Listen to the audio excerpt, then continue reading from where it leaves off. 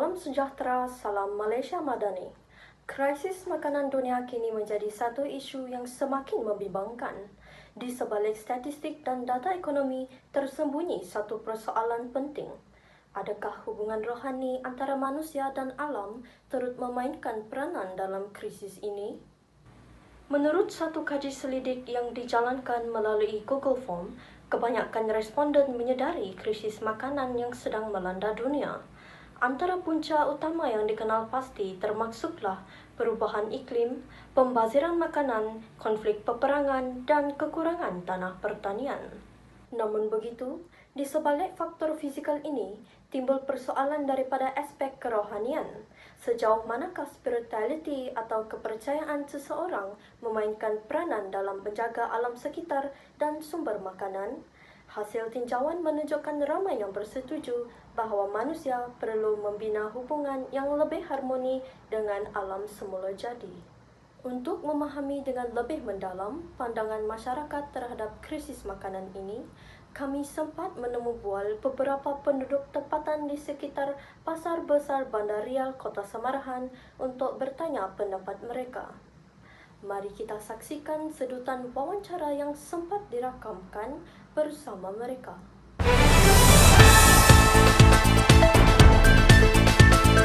Assalamualaikum dan salam sejahtera. Nama saya Zafirul Aidi dan saya dari Unimas.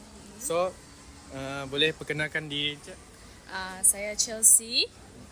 Saya sekarang bekerja dekat Pusat Jantung. Hari ini saya akan bertanyakan sedikit soalan berkenaan tentang tinjauan berkenaan krisis makanan dan pertanian. So, untuk soalan pertama, dalam pengalaman anda, adakah terdapat ajaran agama atau budaya yang menekankan pentingnya menjaga alam sekitar?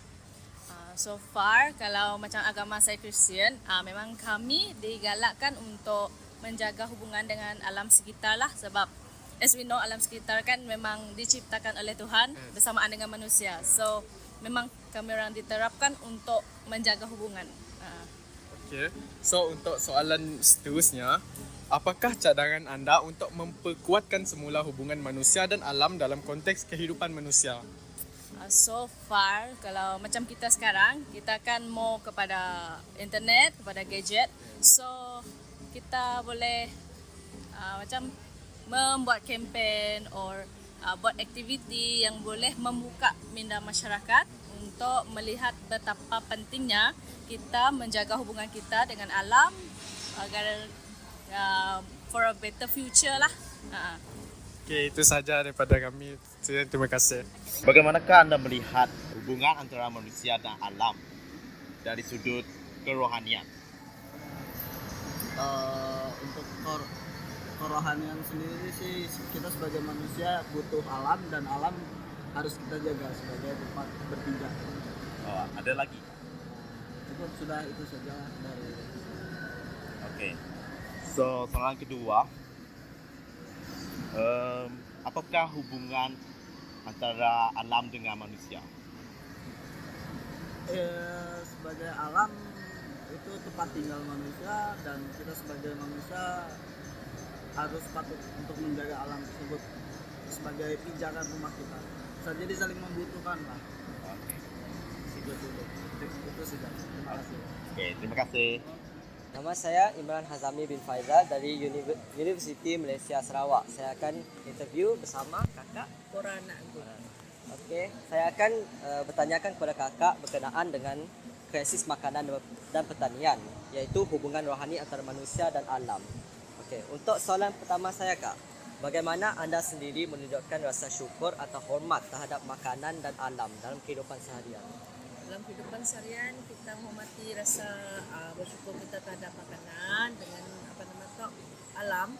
Contohnya, kita dapat untuk makanan kepada alam. Sekiranya kita makan sehabis, kita pun boleh pula untuk buatnya supaya jadi macam sekarang tu kita boleh buat kitar semula. Maksudnya kita gunakan bahan sisa makannya sebagai baja, sebagai bahan organik kita, supaya sekurang-kurangnya manfaatnya tidak terus masuk ke tong sampah, tetapi dapat membentuk dan jadi baja kepada makanan kita, tumbuhan tanaman kita. Terima kasih, kak. Untuk soalan terakhir, kak, Okey, jika diberi peluang untuk memberi mesej kepada masyarakat, apakah yang akan anda ingin sampaikan tentang tanggungjawab rohani terhadap makanan dan alam? Tanggungjawab rohani kita kepada makanan dan alam, sekiranya mun kita dapat makanan, janganlah dibazir, kurangkan pembaziran makanan supaya kita pun dapat menjimat juga kita punya perbelanjaan. Lepas tu kurangnya berlakunya kotoran sebab kita membuat pembuangan sampah, lepasnya awan yang kotor macamnya pun kurang datang ke kawasan kita. Terima kasih Kak. Seperti yang dapat kita lihat, ramai penduduk tempatan percaya bahawa krisis makanan ini berpunca juga daripada kelalaian manusia akan tanggungjawab spiritual terhadap alam. Mereka percaya bahawa ketamakan, pembaziran dan sikap tidak peduli telah menjejaskan keseimbangan alam dan menyumbang kepada krisis ini. Antara cadangan yang dikemukakan termaksudlah memperkuatkan pendidikan alam sekitar berteraskan nilai spiritual, menggalakkan amalan pertanian lestari dan menanamkan rasa hormat terhadap makanan sebagai satu nikmat Tuhan yang perlu disyukuri. Akhir kata, jika diberi peluang untuk menyampaikan mesej kepada masyarakat, mereka ingin mengingatkan kita semua bahawa tanggungjawab menjaga makanan dan alam bukanlah semata-mata tugas fizikal tetapi juga amanah rohani yang perlu dipikul bersama. Sekian laporan khas pada hari ini. Semoga kita semua lebih peka dan bertanggungjawab dalam menjaga hubungan kita dengan alam. Saya, Glenda Rines, terima kasih kerana bersama kami.